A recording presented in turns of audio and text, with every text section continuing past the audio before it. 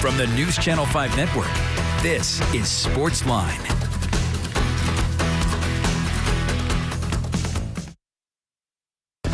Hey there, SportsLine on your television. Steve Layman here with you. Glad you are here with us on News Channel 5 Plus. We're going to talk a little bit of Predators, wrapping things up. We got word today that David Poile, the GM, John Hines, the head coach, they're going to finally talk to kind of wrap up the season coming up on Thursday. It'll be interesting to get their take. It clearly means that those two guys are going to talk together. It doesn't sound like there's going to be a shakeup either managerially or behind the bench as the head coach moving forward into the offseason and next year. But it'll be interesting to see exactly where they are, because if we've discussed many times on this program, you can really look at this season multiple ways. This was a Predators team that was not expected to be in the playoffs. They were expected to finish near the bottom of the Central Division. And early on in the season, they looked like one of the best teams in hockey.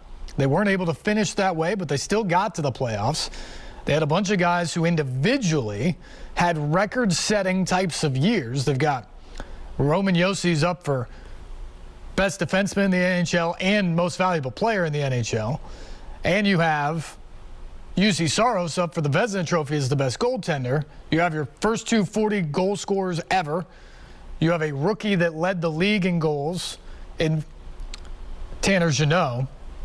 This has been an excellent season from an individual standpoint, and a season that surpassed expectations in terms of 82 games in the regular season and where you could ultimately end up.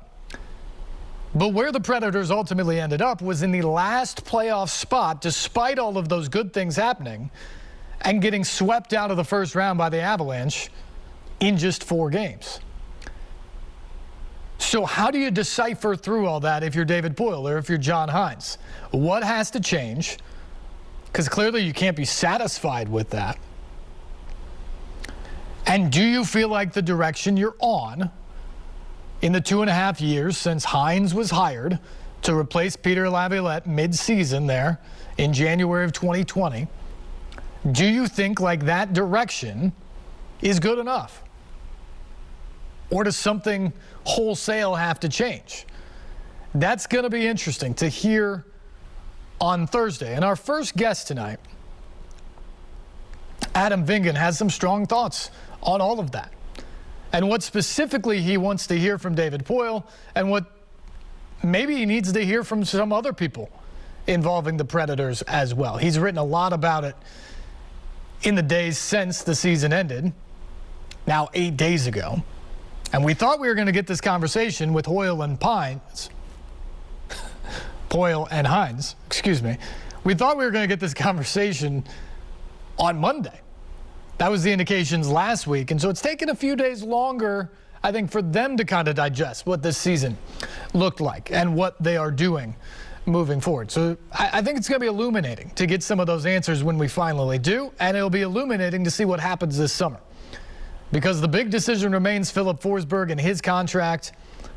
Will they bring him back? Does he want to come back, given the direction? Certainly the Predators have said up to this point that they want to bring him back. Phil Forsberg told us last week that he would like to come back and likes the direction where things have been, and likes the fact that he's played all of his NHL games in his career in Nashville. But you're talking about a guy who's getting close to 30. He's only gotten past the second round once. He's made the playoffs every year, but only gotten past the second round once. What is he thinking right now? When you get him away from the team and all the guys that he loves and away from the arena that he loves, when he sits back, because ultimately the goal is to win a Stanley Cup, what is Filip Forsberg thinking right now? And if you're David Poile and the Predators, you've got money. And I think you can hit a sweet spot with Forsberg that probably pays him a little bit more than Ryan Johansson and Matt Duchene, and probably a little bit less than Roman Josi.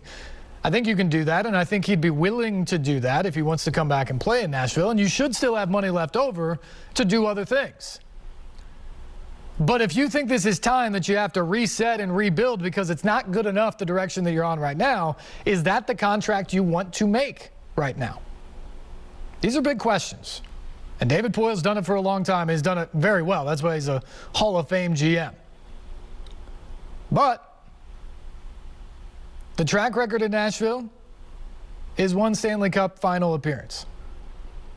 Only one trip beyond the second round in the entire history of the franchise.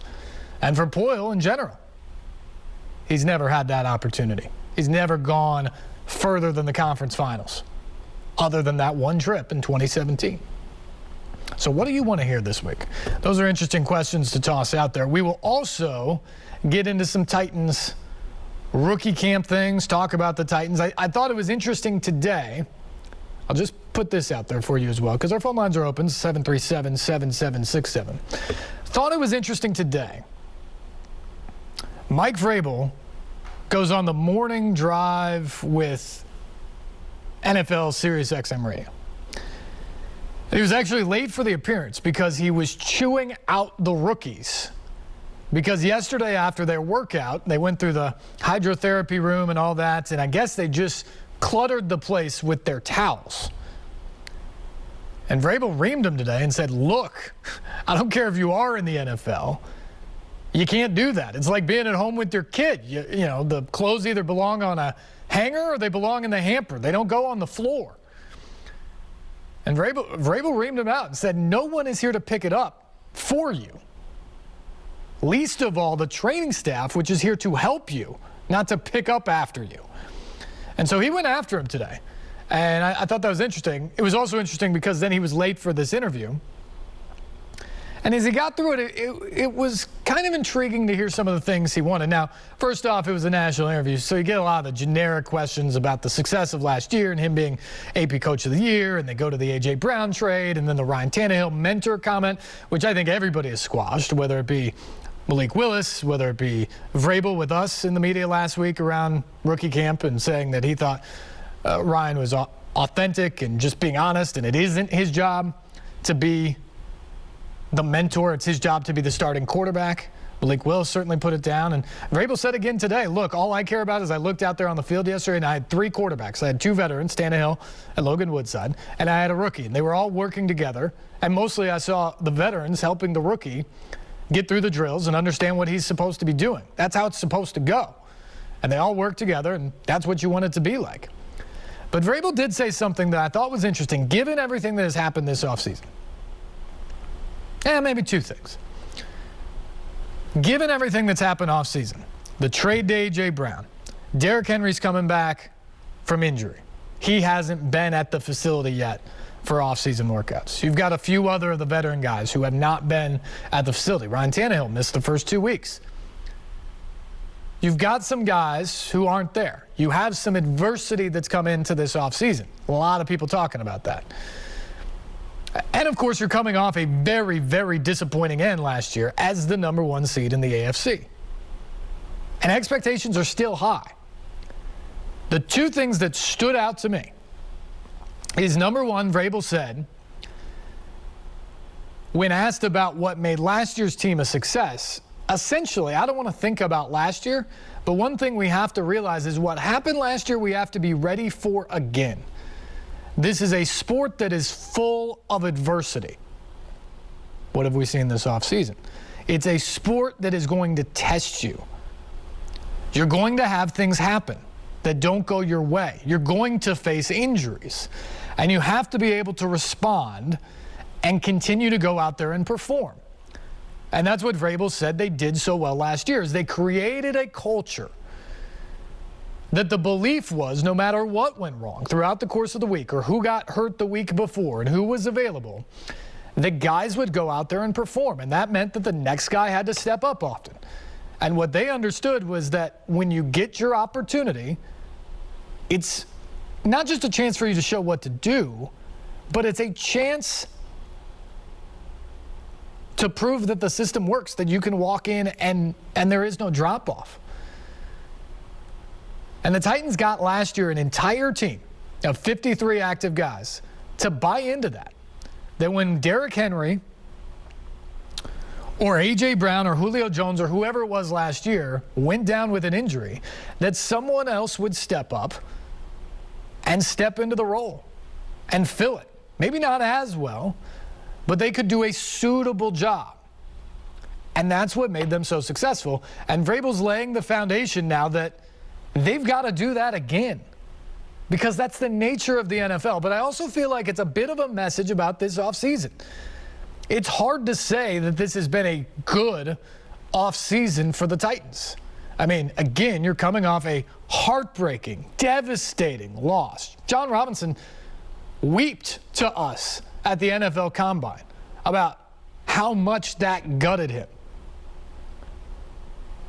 Your best players coming off of an injury. Your star quarterback's coming off the worst game he has played since being a Tennessee Titan. A lot of doubt about his future. Maybe your most talented player essentially demanded a trade. Asked for so much money, wasn't showing up to the facility, that he got traded to Philadelphia.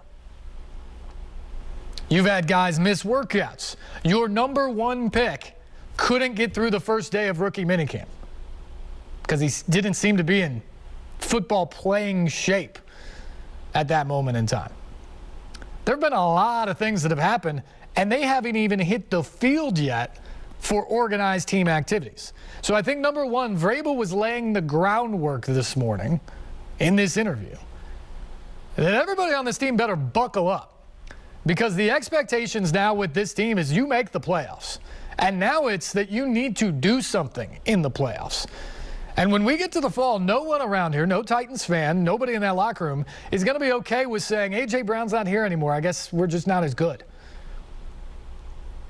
Or this happened or that happened. Maybe we can't do it. No, the expectation is going to be that the Titans need to win this division again. They need to get back to the playoffs again. And when they get there, they need to perform.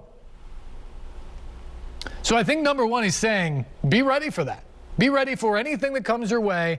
And the same thing that carried us last year has to do it again. You got to be ready to step up when your number is called. But the other thing that I thought was really interesting was maybe a little bit of a call out of some of these veterans, given what they've gone through, is when asked about the culture, and that's a huge part of the culture. Step up when your number is called. Be there and be ready to go to work and go to battle. Vrabel said about the culture that one thing that everybody in the organization needs to understand is you are blessed to be an NFL player. You are blessed to be in this position, to go to battle with one another. And what they want is they want to rid entitlement from the organization. The idea that when you show up, you are owed something without necessarily earning it. Now, you can infer who that message is headed to. I just think it's the entire team. Whether you're talking about the rookies who have literally been at the facility for like 96 hours, who are getting yelled at because they're not cleaning up after themselves, or you're talking about some of the veterans who have not been there at this point of the offseason, that he's saying, make sure your house is in order. You're supposed to be a leader. You should be here. It's voluntary at this point of the year. They don't have to be. But if you want to do the things that the Titans want to do, you want to make sure everybody's committed. It was an interesting interview.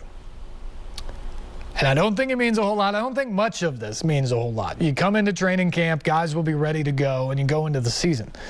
But guys always talk about the foundation you lay in the offseason. And it has been bumpy. Probably one of the most bumpy offseasons, maybe the most bumpy offseason that the Titans have had since Vrabel has been the head coach. And I think there needs to be a little bit of a circling of the wagons, that everybody who's there now is on the same page, getting ready for training camp and ready for the regular season. Anyway, found that interesting today from Mike Vrabel. Just thought it was a pointed message that came on a day that's just, a Tuesday in the middle of phase 2 of the offseason program. Not even to organize team activities yet on the field. And you can take that for what it's worth. All right, our phone lines are still open, 737-7767, the number. We'll take our first break. When we come back, we'll get into some more hockey talk. Adam Vingan from The Athletic to talk the Predators. What happened at the end of the season and in that Colorado series? And what's next? What does he want to hear from David Poile and from the organization moving forward? Adam Bingaman of The Athletic joins us next here on SportsLine on News Channel 5+.